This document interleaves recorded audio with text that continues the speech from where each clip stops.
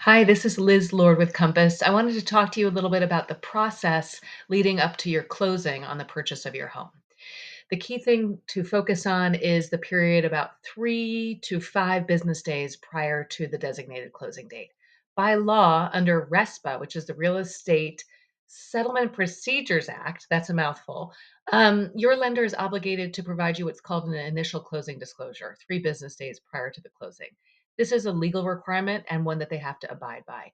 On that initial closing disclosure, you're going to see essentially the costs of that prospective home ownership. It's going to detail the lender fees, your monthly fees, your transfer fees, title insurance, all the various closing costs that you're going to pay at closing. You're going to receive that likely via your lender's portal and you'll acknowledge it 3 business days prior to closing.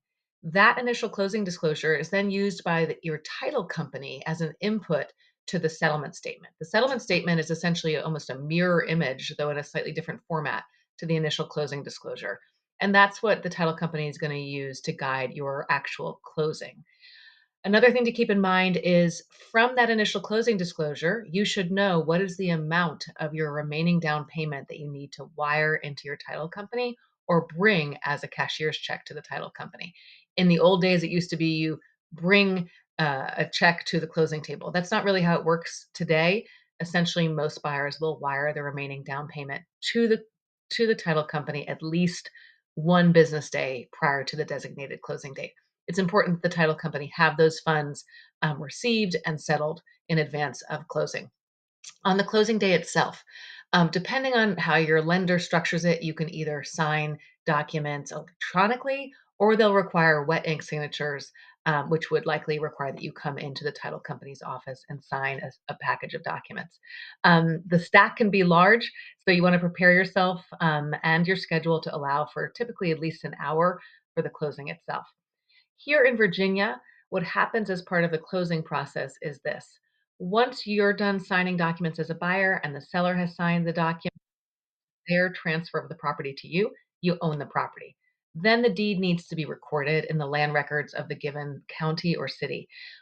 That exercise is done electronically. Once the deed is recorded, you'll receive a PDF copy from the title company, and that's something you want to keep on file. That is your physical evidence of ownership. Only after the deed has been recorded will your funds get dispersed by the title company to the various parties that are required to receive those. Obviously, the seller, realtors, the tax authority, and often your homeowner's insurance company. Most of that process happens seamlessly, so you won't be aware of those transmissions from the title company.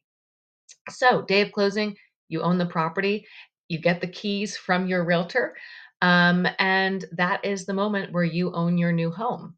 If you have questions about this process, please reach out to me. Thanks so much.